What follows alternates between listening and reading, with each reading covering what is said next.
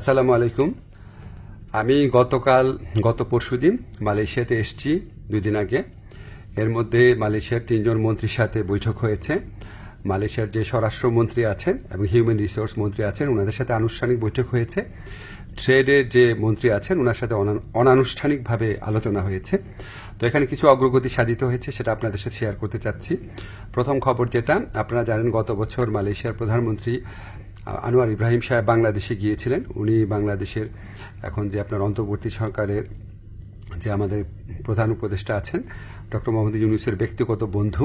তো উনি তখন প্রতিশ্রুতি দিয়েছিলেন যে গত বছর যেই বাংলাদেশি শ্রমিকরা মালয়েশিয়াতে আসতে পারে নাই শেষ মুহূর্তে, তাদেরকে উনি মালয়েশিয়াতে আসার সুযোগ করে দিবেন। এটা নাম্বার ছিল 17,000-এর মতো। তো এটা ভিত্তিতে আমরা অনেক আলোচনা করেছি। তো তারা বলেছে তারা ব্যাচ ওয়াইজ নিবে। তো প্রথম ব্যাচ হিসাবে 7,926 জনের তালিকা ওনারা চূড়ান্ত করেছেন এবং এটা খুব অল্প সময়ের মধ্যে ওনাদেরকে মালয়েশিয়াতে কাজ করার সুযোগ দেওয়া যাবে, এই প্রক্রিয়া শুরু করে দিয়েছেন ওনারা। সেকেন্ড যে নিউজটা, ভবিষ্যৎ কর্মসংস্থানের ক্ষেত্রে আমরা বিভিন্ন সূত্রে জেনেছি আগামী কয়েক মাসে মালয়েশিয়া 1 থেকে 1.5 লক্ষ বিদেশি শ্রমিক নিতে পারে। তো আমাদেরকে মালয়েশিয়ার যে ইন্টেরিয়র হিউম্যান রিসোর্স মিনিস্টার আছে উনি আশ্বস্ত করেছেন লোক দেওয়ার ক্ষেত্রে বাংলাদেশকে সর্বোচ্চ অগ্রাধিকার দেওয়া হবে। বাংলাদেশ থেকে সবচেয়ে বেশি লোক নেবেন ওনারা, এটুকু আশ্বাস আমরা পেয়েছি। তো আমরা অনুরোধ করেছিলাম বাংলাদেশে যারা রিক্রুটিং এজেন্ট আছে তাদের সবার জন্য যেন উন্মুক্ত করে দেওয়া হয়, যাতে সবাই লোক পাঠানোর সুযোগ নিতে পারে। এটা আমরা অনেক ভালোভাবে বুঝিয়ে বলেছি। তো ওনারা বলেছেন ওনারা এটা ভালোভাবে বিবেচনা করে দেখবেন, আমাদেরকে অচিরেই ওনারা এই ব্যাপারে সিদ্ধান্ত জানাবেন। তো আমাদের একটা বড় অগ্রগতি যেটা হয়েছে, আমি মালয়েশিয়ার যে ইন্টেরিয়র মিনিস্টার আছে ওনাকে রিকোয়েস্ট করেছিলাম আমাদের শ্রমিকরা মাল্টিপল ভিসা পায় না, সিঙ্গেল এন্ট্রি পায়, অন্য দেশের শ্রমিকরা পায় মাল্টিপল এন্ট্রি। তো এটা নিয়ে বেশ কিছুক্ষণ কথা হয়েছে। উনি আমাদেরকে শুধু প্রতিশ্রুতি দেন নাই, ওনার সাথে যারা কর্মকর্তারা ছিল তাদেরকে এই ব্যাপারে দ্রুত পদক্ষেপ নেওয়ার জন্য নির্দেশ দিয়েছেন।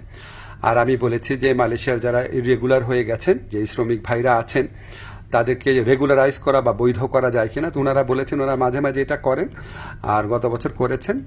আর ওনারা বলেছেন যে যাদের পাসপোর্ট এক্সপায়ার্ড হয়ে যায়, ভিসা এক্সপায়ার্ড হয়ে যায়, তাদের ক্ষেত্রে এটা হয়তো করা সম্ভব হবে না। তখন আমি বলেছি দেখেন অনেক সময় আছে যে মালিকের গাফলতির কারণে বা মালিকের ত্রুটির কারণে এটা হয়, তো সেগুলি আলাদাভাবে বিবেচনা করা যায় কিনা ওনারা প্রতিশ্রুতি দিয়েছেন, ওনারা এটা বিবেচনা করে দেখবেন। এছাড়া আমরা আরও কিছু বিষয় নিয়ে আলোচনা করেছি, যেমন আমরা বলেছি যে এখানে যে আপনার সিকিউরিটি গার্ড আছে বা কেয়ার গিভার আছে বা নার্স আছে, বাংলাদেশ থেকে নেওয়া যায় নাকি, স্কিল্ড ওয়ার্কফোর্স নেওয়া যায় নাকি, ওনারা আগ্রহ দেখিয়েছেন। এ ব্যাপারে আমাদের আলোচনা অব্যাহত থাকবে। তো আমরা মোটামুটি আশাবাদী এবং আমরা মনে করি যে এই যে এতটা ফলপ্রসূ একটা আলোচনা হলো, সেটা আমাদের প্রধান উপদেষ্টার অবশ্যই উনার বন্ধুত্ব, উনার গাইডেন্স আছে, উনার যে বন্ধুত্ব আছে মালয়েশিয়ার প্রধানমন্ত্রীর সাথে, উনার যে গাইডেন্স আছে আমাদের প্রতি আপনাদেরকে জানাচ্ছি। ব্যক্তিগতভাবে উনি মালয়েশিয়ার শ্রম বাজার নিয়ে ব্যক্তিগতভাবে উনি আমাদেরকে নির্দেশনা দিচ্ছেন, বৈঠকে বসছেন, উনার কথা মতোই আমরা কাজ করছি। আর আমাদের এখানে প্রধান উপদেষ্টার যে স্পেশাল এনভয় আছে লুৎফে ভাই, উনি আলোচনায় অংশ নিয়েছেন, অনেক অবদান রেখেছেন। আমাদের প্রবাসী কল্যাণ মন্ত্রণালয়ে যারা আছেন তারা গত কয়েক মাস ধরে চেষ্টা করে যাচ্ছেন বিষয়গুলো এগিয়ে নেওয়ার জন্য। আপনাদের দোয়া ছিল, এই জন্য এতটুকু অগ্রগতি হয়েছে। আপনারা দোয়া করবেন আমরা যেন মালয়েশিয়া যারা শ্রমিক ভাই আছে বা যারা আসতে চান তাদের জন্য সত্যিকারে কল্যাণকর কিছু করতে পারি। ধন্যবাদ আপনাদের সবাইকে।